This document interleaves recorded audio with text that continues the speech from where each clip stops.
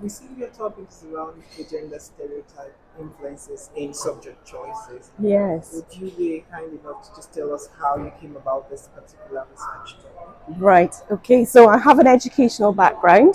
So I've always been interested in doing research and education. And as a psychologist, I'm really interested in adolescence. So in this piece of research, I was looking at how adolescents make their choices in school for the subjects. And I wanted to find out what sort of social influences were affecting choices. And I had a look at gender stereotyping and the peer majority influence as well, because adolescents are much more likely to be influenced by their peers than, say, other age groups. So I ran the study in one school, and I had 4 assemblies that I took with different year groups, and I asked them if they wanted to participate. They could scan the QR code and they could just sit on their phones and answer the questions on their phones in the assembly time.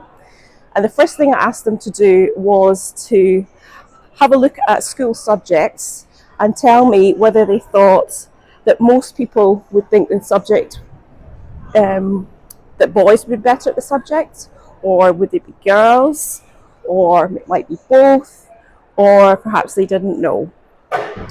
And then once I'd asked them those questions, I asked them what they thought as well. So I was able to get a measure of how much knowledge they have about gender stereotypes, as well as also what they actually believed for themselves.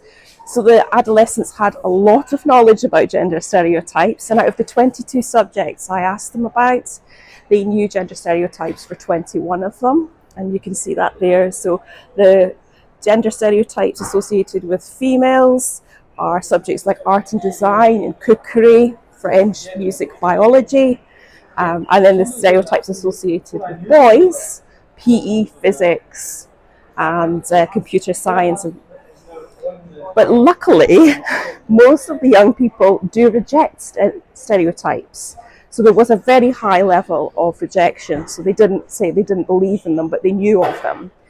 But girls rejected more stereotypes than boys. So boys are much more likely to go along with the belief of the gender stereotype. Yeah. Maybe not, no. So I asked them those questions first of all, and then I gave them hypothetical educational choices.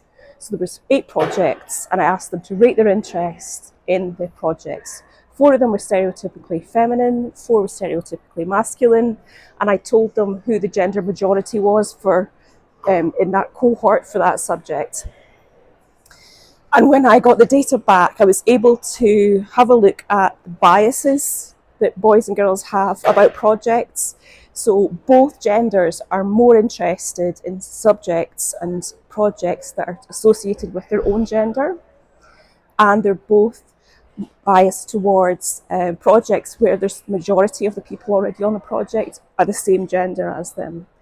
But for boys, this was significantly more. Why do you think that the girls challenge the gender stereotypes more than?